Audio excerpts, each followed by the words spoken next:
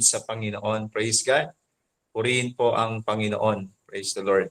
Ito po yung unang pagkakataon na gawin po natin ang online worship service, no? Under po ng Jesus Saves Ministry. Siyempre, ito po ay pinagkaloob sa atin ng ating pong Panginoon. And welcome po sa lahat ng kasama ngayong pong gabing ito sa mga anak ng Panginoon. Maraming salamat po sa inyo pong pakikiisa sa gawain po ng ating pong Panginoon. Praise God. Bago po ako magtuloy-tuloy magsalita, okay lang po ba yung ating pong boses? Or klaro po ba dyan? Okay, thank you. Salamat po. Praise God. Salamat po sa ating pong Panginoon ngayong pong gabing ito. Ang ministeryo po ng Jesus Saves ay patuloy po na nais po nating maikalat ang mabuting balita ng kaligtasan sa lahat ng dako ng Pilipinas o ng mundo, no? Sa pamamagitan po ng ating pong online sinasamantala po natin ang ganito pong pagkakataon upang patuloy po na ang salita ng Diyos ay marinig po ng bawat isa po sa atin. Hindi lang po mga mananampalataya kundi maging po yung mga nangangailangan po ng salita ng Diyos at ng pag-ibig ng ating pong Panginoon.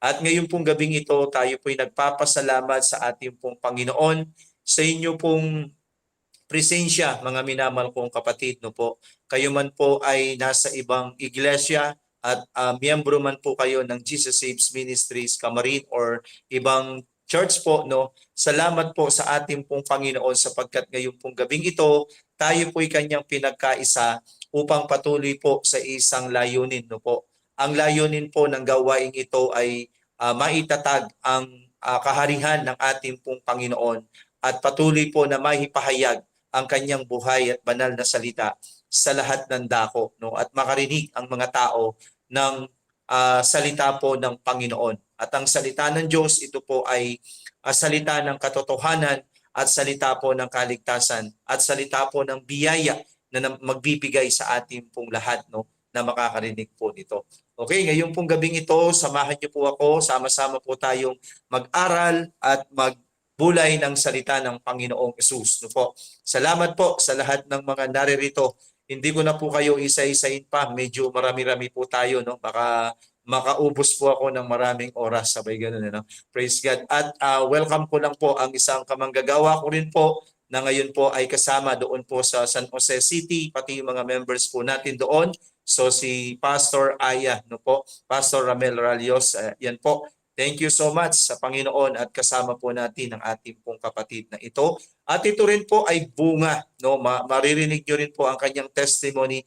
Bunga po ito ng online na gawain po nating Bible study hanggang siya po ay mag-commit sa Panginoon at gamitin ng Lord at ngayon po siya ay naka-assign as assistant pastor doon po sa Jesus Saves Ministry, San Jose City, Nueva Ecija. So salamat po sa ating pong Panginoon. Okay, ngayon pong gabing ito, mga minamahal kong kapatid, hayaan niyo po sa pamamagitan ng salita ng Diyos. Ngayon pong gabing ito ay sama-sama po tayong pagpalain ng Panginoon. Magpalakasan po tayo at patuloy po na ang biyaya ng Diyos ay isa sa atin sa pamamagitan po ng kanyang mga banal na salita.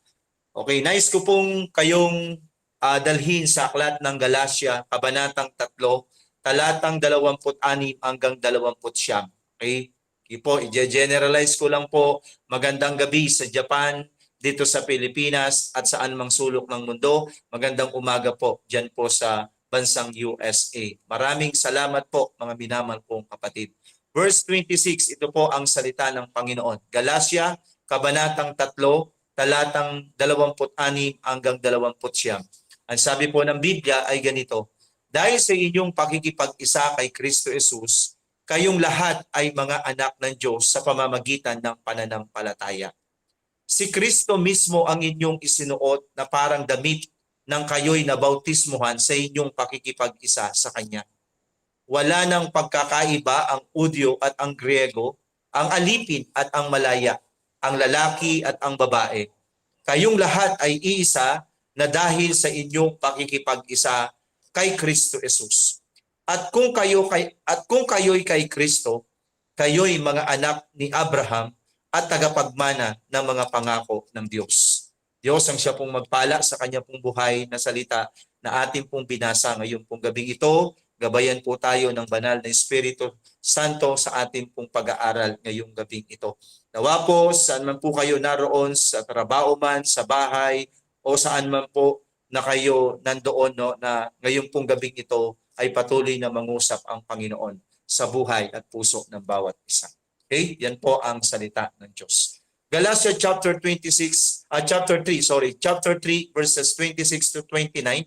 Dito ay pinapaliwanag ni Apostol Pablo sa ating pong lahat, sa mga mambabasa, maging sa mga mananampalataya, Hudyo man o Grego, maging ang mga Gentiles. Ito po ay kanyang idiniin, no, na ang sino man na nakipag-isa kay Kristo Jesus, kayong lahat, tayong lahat na nakipag-isa kay Kristo Jesus, na sumampalataya, tayo po ay naging mga anak ng ating pong Panginoong Jesus. Okay? So dito ipinakita po, mga minamahal na kapatid, ang sabi, isinuot sa atin mismo. O ibig sabihin, ang Panginoon ay naghari mismo sa ating pong mga buhay. Lumuklok sa ating pong puso. Ang Diyos ay nasa sa atin. Kaya nga po, sa John chapter 1, verse 14, ang tawag sa Kanya ay Emmanuel. God is with us. Ang Diyos ay sumasa atin. Naging tao ang salita na nanirahan sa piling natin. Ang sabi po doon, at siya po ay kasama po natin magpakailan, kailan paman. Opo. Okay, so dito mga minamahal kong kapatid, ngayong pong gabing ito, ang Diyos ay napakabuti niya na kung bakit po tayo naririto. Ako po'y naniniwala, mga minamahal kong kapatid, ito pong gawaing ito ay itinakda at inilagay ng ating pong Panginoon para sa ating mga mananampalataya upang ipagkaloob po sa atin, mga minamahal kong kapatid, ang katiyakan, ang kanyang pangako at ang kanya pong dakilang panukala sa buhay ng bawat isa po sa atin. Ang sabi po ni Apostol Pablo dito, mga minamahal kong kapatid, si Kristo mismo ang inyong isinuot na parang damit ng kayo'y nabautismuhan sa inyong pakikipag-isa sa Kanya. Kaya nga po, mga minamahal na kapatid, mayroong word na ang Diyos ay sumasa atin. Pag sinabing ang Diyos ay sumasa atin, ang Diyos ay nabubuhay sa atin. Ang Panginoon ay naghahari sa atin. Ang Diyos ang siyang nangunguna sa atin. Okay? Ang sabi po dito, mga minamahal na kapatid, binigyan po ng reconciliation. Nang sabi ni Apostol Pablo in verse 28, wala nang pagkakaiba ang Hudyo at ang Grego, ang alipin at ang malaya, ang lalaki at ang babae.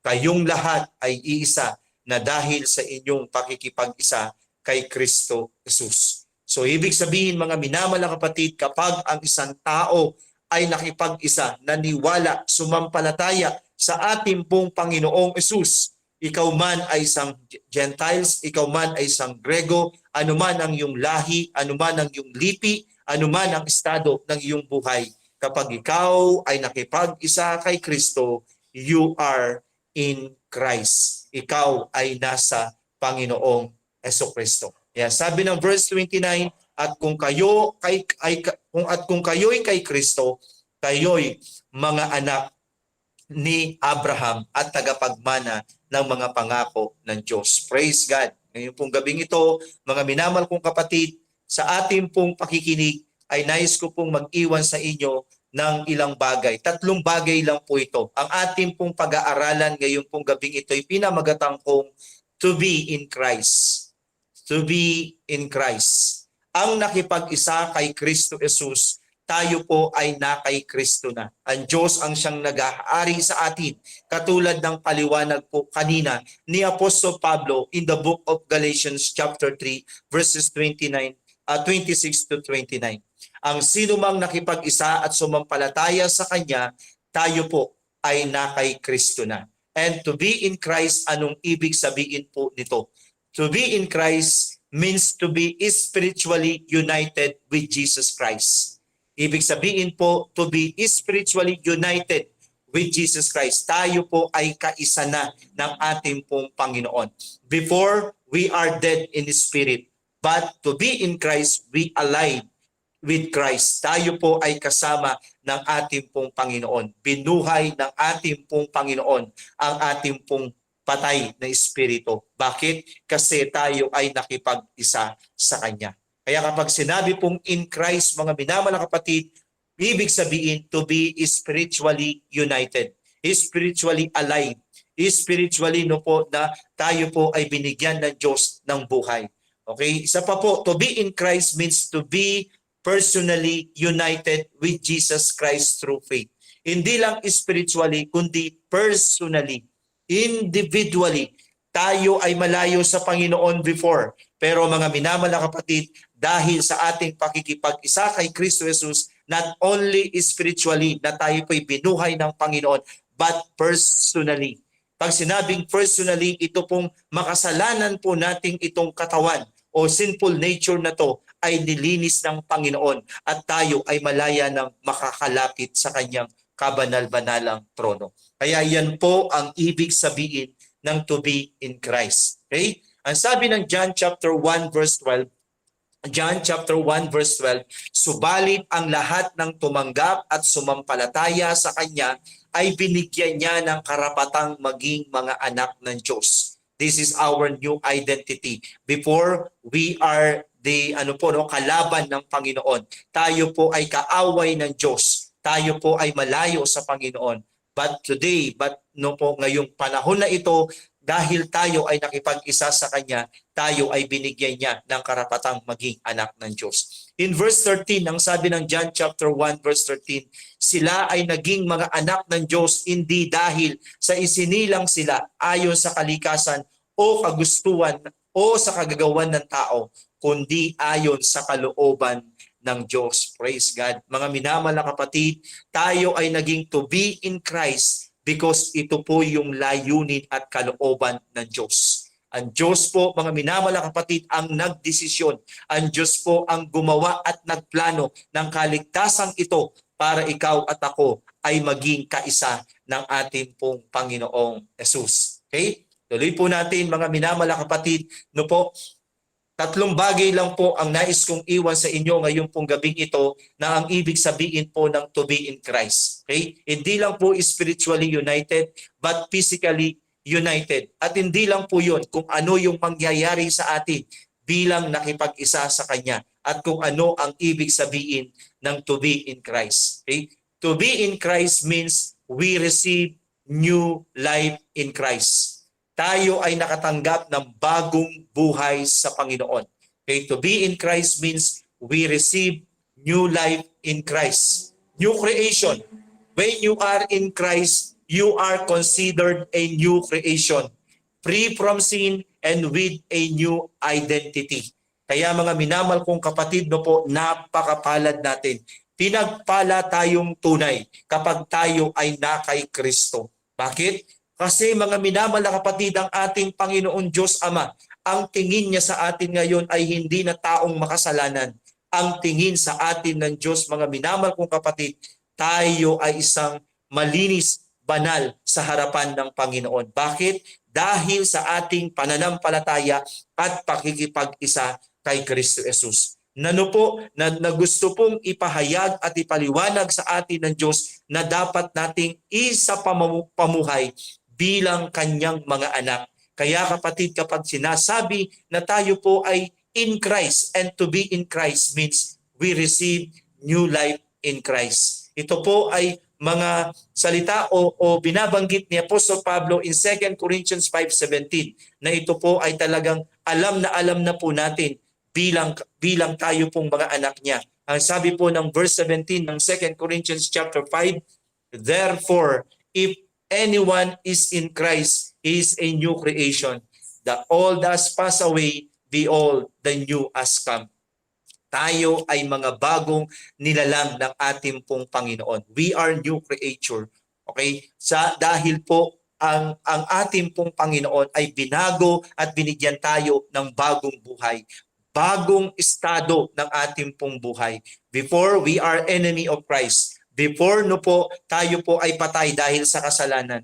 Before tayo malayo sa Panginoon. Before napakalaking agwat natin sa Panginoon.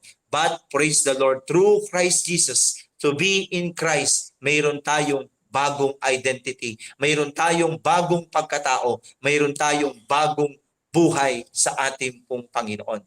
The reason why, mga minamahal kong kapatid, ang JSMI, ang kabuuan po ng Jesus Saves, no po, ito ang kanyang puso. Ito yung kanyang layunin, ito yung kanyang goal, maipahayag ang mabuting balita ng kaligtasan. Sapagkat sa isang taong makasalanan, mayroon pong malaking pag-asa. Sa isang taong nawawalan ng pag-asa, mayroon pong malaking pag-asa na naghihintay sa atin. Sa tao na iniisip niya kapag dumaan siya ng problema, ng sirkumstansya, even ng sakit at ng karamdaman, or kapag siya'y namatay, inaakala ng tao wala ng pag-asa, wala ng buhay. Pero mga minamahal kong kapatid, to be in Christ and in Christ, kapag tayo po'y nakipag-isa sa Kanya, mga minamahal kong kapatid, tayo po ay bibigyan ng Diyos ng panibagong buhay. Tayo ay bibigyan ng Panginoon ng pag-asa. Tayo ay bibigyan ng Diyos ng pagkakataon. Marami pong mga taong inipo ng Diyos ang kanila pong buhay nung sila po'y nakarinig ng salita ng Diyos. Nung sila'y nakipag-isa kay Kristo Jesus, sila po ay binigyan ng panibagong pag-asa, buhay at pagkakataon na ang ngayon po, sila'y nakakaranas ng tinatawag na bagong pagkatao. Na sila'y nakakaranas ng bagong panimula upang patuloy ang buhay ay magamit for God's glory and for God's kingdom. Ito rin po ang layunin na kung bakit po naisilang at ipinagkaloob ng Diyos. Ito pong online, worship service na kung saan po ay iniimok ko po ang bawat isa bilang isang mananampalataya. Ang agenda po dito, mga minamahal na kapatid, ilapit ang tao. Sila po ay magkaroon ng personal na ugnayan kay Kristo upang si Kristo'y maghari sa kanila. Bakit? Kapag ang Diyos ay nasa sa kanila, katulad natin, magkakaroon din sila ng bagong buhay kay Kristo Jesus. Yan po, to be in Christ means we receive new life in Christ Jesus. Ang sabi po ni Apostle Paul in Ephesians chapter 4 verse 22 to 24, ang sabi niya dito, iwan na ninyo ang dating pamumuhay, ubarin na ninyo ang inyong dating pagkatao na nasisira dahil sa masasamang pagnanasa. Verse 23, magbago na kayo ng diwa at pag-iisip at ang dapat ninyong isuot ay ang bagong pagkatao na nilikhang kalarawan ng Diyos at nahayag sa matuwid at banal na pamumuhay ayon sa katotohanan. Alam niyo po kapatid, to be in Christ, mayroon tayong bagong buhay sa Panginoon. Ang buhay na ating lalakaran ay exactly binanggit sa Ephesians chapter 4 verse 24 ni Apostle Paul na ang dapat ninyong isuot ay ang bagong pagkataong nilikha, kalarawan ng Diyos, na tayo po before ay makasalanan, malayo sa Diyos at ang nakikita sa atin ay kasamaan. Pero mga minamahal na kapatid, nung tayo nakipag-isa sa Kanya, ngayon po'y isinuot natin si Kristo at binigyan tayo ng bagong pagkatao, nilikhang kalarawan ng Diyos at nahahayag sa matuwid at banal na pamumuhay ayon sa katotohanan. Katulad po ngayon pong gabing ito kapatid, isang bagong pagkatao na ibinigay sa atin ni Lord, tayo ay nakikiisa sama-sama upang papurihan, upang sambahin, upang pasalamatan ang Diyos. At ito pong ganito pong pagkakataon ay pagpapahayag sa atin na isa pong matuwid, banal na pamumuhay ayon sa katotohanan. Una pong ating pong makikita, to be in Christ kapatid, ay ang tayo ay mayroon pong natanggap, receive new life in Christ. Okay? Pangalawa, mga minamahal kong kapatid, to be in Christ means there is freedom. To be in Christ means there is freedom. Freedom what? Anong kalayaan ang ating pong natanggap? Freedom from all bondage of sin. Freedom from all curse of sin because of sin. Tayo po, kaya sabi nga po ng Romans 8:1, there is no condemnation for those in Christ Jesus. For those in Christ Jesus ang sabi po doon. Kaya in Christ Jesus, there is no condemnation and we are free. We are free indeed. Freedom in Christ is the idea that Jesus' death and resurrection set people free from sin and gave them the ability to live in the relationship with God. Mga minamahal kong kapatid, no po, isang natanggap natin at nakikita sa atin kapag tayo ay in Christ, na kay Kristo Jesus, and to be in Christ, we receive freedom through our Lord Jesus Christ. Tayo ay pinalaya niya sa kasalanan, pinalaya niya sa sumpa, palalayain niya sa anuman pong gawa ng kalaban sa atin. Even though tayo'y nakakaranas ng sakit bilang tao, pero kapatid, katulad ng testimony natin kaninang narinig, ang Diyos ay tayo po ay kayang pagalingin at palayain sa lahat ng uri ng karamdaman. At hindi lang po yung kapatid, tayo ay pinalaya ng Diyos sa tiyak na kapahamakan. We receive freedom from kapahamakan sa kamatayan at doon po sa inalaang impyerno kay Diablo, kay Satanas, upang tayo po ay magkaroon ng kalayaan sa Panginoon, po tayo ay nakipag-isa sa Kanya at sa pamamagitan ng Kanyang kamatayan at muling pagkabuhay ng ating pong Panginoon. In John chapter 8 verse 34 to 36, ang sabi niya po dito, mga minamahal kong kapatid, verse 34, sumagot si Jesus, "Pakatatandaan ninyo, ang gumagawa ng kasalanan ay alipin ng kasalanan." Verse 35, ang alipin ay hindi kabilang sa pamilya sa habang panahon, subalit ang anak ay kabilang magpakailanman. Mga minamahal na kapatid, tayo na nakipag-isa kay Kristo Jesus, we are the child of God. Kapag tayo ay child of God, anak ng Diyos, kabilang tayo sa kanyang kaharian magpakailan-kailan pa man. Kaya po mga minamahal na kapatid, isa sa ginawa ng Panginoon sa atin ay pinalaya tayo sa kasalanan. Kaya sabi ng verse 36, kung ang anak ang magpalaya sa inyo, kayo ay magiging tunay na malaya. Okay? Mga minamahal na kapatid, nung tayo ay nakipag-isa kay Kristo, to be in Christ po, natanggap natin ang tunay na kalayaan, the true freedom, the bondage from the sin po, at tayo po ay kanyang ibinilang na kanyang mga anak at hindi na alipin po, kundi tayo ay mga tagapagmana ng kanya pong kaharian. Kaya ang ibig sabihin po ng to be in Christ means there is freedom. At pwede po nating ilagay po dito, there is freedom and there is eternal life in Christ Jesus. Sapagkat mga minamahal na kapatid, iyan po ang kaloob ng ating pong Panginoon. Tuloy po natin, pinaliwanag din sa Aklat ng Roma, Kabanatang 20 hanggang 23. Okay, ang sabi niya, Roma chapter 6, Kabanatang 6, talatang 20 hanggang 23. Verse 20, noong alipin pa kayo ng kasalanan, hindi kayo saklaw ng katuwiran. Okay? Kaya kapatid, kapag tayo ay to be in Christ or in Christ, okay, tayo ay pinalaya na ng Diyos doon sa kasalanan at ngayon tayo ay saklaw na ng katuwiran. Verse 21, ano ang napala ninyo sa mga bagay na iyon na ikinahihiya ninyo ngayon? Kamatayan ang ibubunga ng mga iyon. Praise God. Ngunit, ngayong pinalaya kayo mula sa kasalanan at naging alipin na ng Diyos, ang natamo ninyo'y isang buhay na banal at ibinubunga nito'y buhay na walang hanggan. Praise God. Hallelujah. Kaya sabi ng verse 20, sapagkat kamatayan ang kabayaran ng kasalanan.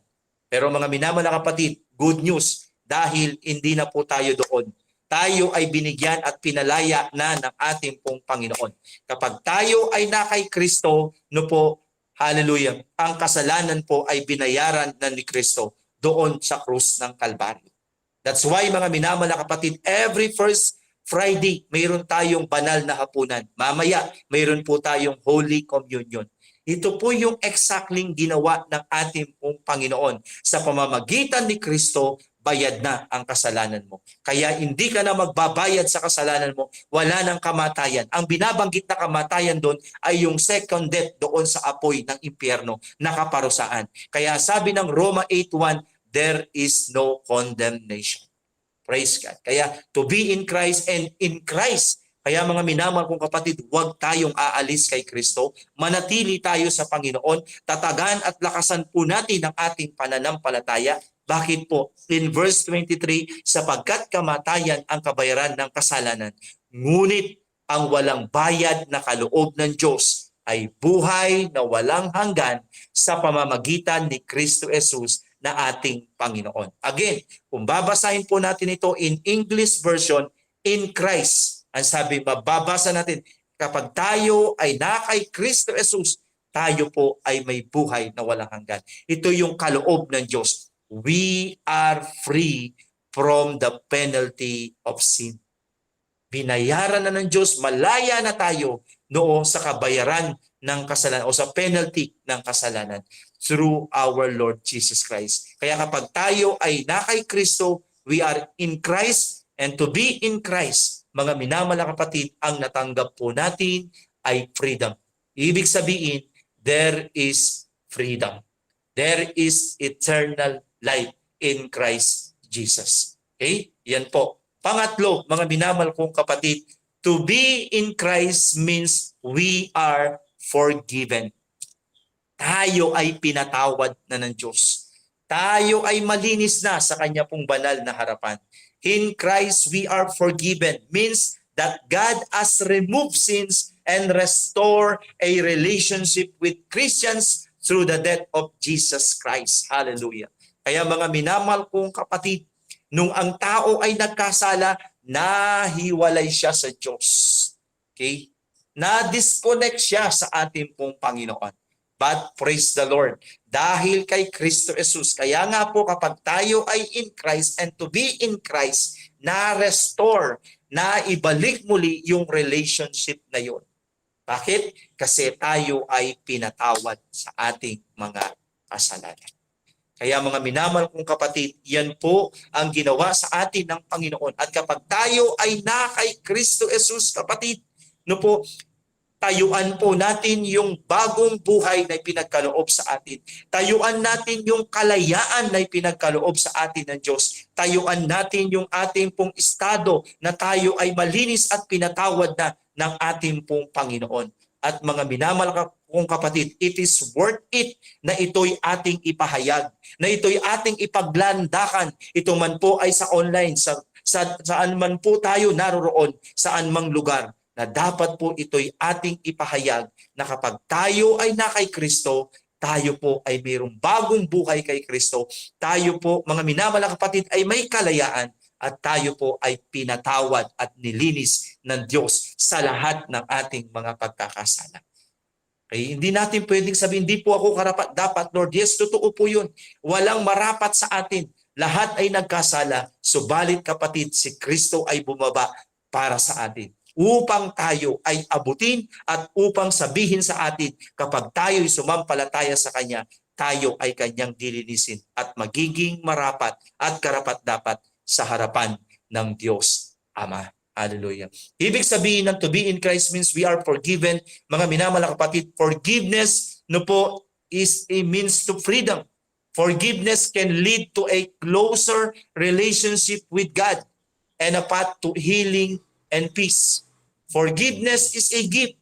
God offers forgiveness through faith in Jesus Christ. Kaya mga minamahal kong kapatid, ang pagbibigay ng kapatawaran sa atin ng Diyos, no po ay ito'y libre din pong regalong ibinibigay sa atin. Ang gusto lang ng Panginoon, lumapit po tayo sa Kanya, manampalataya tayo sa Kanya. This is exactly na pinapaliwanag ng Galatians chapter 3, verse 26 to 29, yung talata o pasahing binasa po natin kanina. Mga minamahal kapatid, pinapaliwanag ni Apostol Pablo, kapag kayo ay nakipag-isa kay Kristo Jesus, ang isinuot mismo ay si Kristo o si Jesus, na kung saan siya'y matuwid, ikaw rin ay magiging matuwid. Pinatawad ka sa lahat ng iyong mga kasalanan. Ang sabi ng Ephesians chapter 1, verses 7 and 8. Ang sabi niya, verse 7, tinubos tayo ni Kristo sa pamamagitan ng Kanyang dugo at pinatawad ang ating mga kasalanan. Ganoon kasagana ang Kanyang kagandaang loob. Verse 8, na ibinuhos niya sa atin ayon sa Kanyang karunungan at kaalaman. Kaya mga minamahal kapatid, kapag tayo ay in Christ and to be in Christ, this is exactly na ipinagkaloob at ibinigay sa atin. Ito na yung ating pong identity. And praise the Lord, mga minamahal kong kapatid, ngayon pong gabing ito, na tayo po mga kaluluwa na narito, first timer na ginawa po natin, na mayroon pong migit 20 na kaluluwa, almost 22 or 20 plus na kaluluwa na binibigay po at sinasabi sa atin ng Diyos, ito po ang ating pong estado. Ito yung ating kalagayan kay Kristo Jesus. Tayo po mga minamahal na kapatid, no po ay pinagkalooban ng Diyos ng tinatawag na pagpapatawad. Okay? Pinatawad tayo sa lahat ng ating mga kasalanan. Ang sabi po dito mga minamahal na kapatid, pinakauling verse ko po, Acts chapter 13, 38 to 39, Gawa, kabanatang 13, talatang 38 hanggang 39. Dapat ninyong malaman, sabi niya, mga kapatid, na sa pamamagitan ni Jesucristo ay ipinapangaral sa inyo ang kapatawaran ng mga kasalanan. At ang lahat ng sumasampalataya sa Kanya ay pinalaya na sa lahat ng pagkakasala. Amen. Praise God. Mula sa mga ito ay hindi kayo kayang palayain ng kautusan ni Moises. Andan po natin kapatid, tayo na nakakay Kristo, tayo na sumampalataya sa Kanya, sinasabi po dito, we are free sa kasalanan. Pinalaya na sa lahat ng pagkakasala. We are forgiven. Praise God. Salamat po sa ating pong Panginoon. Okay, ito na po talaga yung last. Ephesians 2:13. Ngunit ngayon, dahil sa inyong pakikipag-isa kay Kristo Jesus, Efeso 2:13. Ngunit ngayon, dahil sa inyong pakikipag-isa kay Kristo Jesus, kayo na dati malayo ay inilapit sa pamamagitan ng dugo ni Kristo. Ibig sabihin, there is a reconciliation. There is forgiveness of our sin. Ibig sabihin, tayo ay malaya na makakalapit sa kabanal-banalang trono ng Panginoon. Bakit? Dahil sa dugo ni Kristo. Mamaya, makikiisa tayo sa Holy Communion, iinumin natin ang dugo ng Panginoong Hesus. Ang saro na ating pong hawak ay simbolo po ng ating pong pakikipag-isa at pagkakilala pananampalataya sa ating pong Panginoon. Kaya mga minamahal kong kapatid, no po, tayuan natin to, paniwalaan po natin to, at isapamuhay po natin dito because we are in Christ. To be in Christ and in Christ, number 1, we receive new life. Number 2, there is freedom from the slave of sin. And number 3, we are forgiven. Okay? Pwede po bang pakilagay? Hashtag new life, hashtag freedom from the slave of sin, and then hashtag I am forgiven.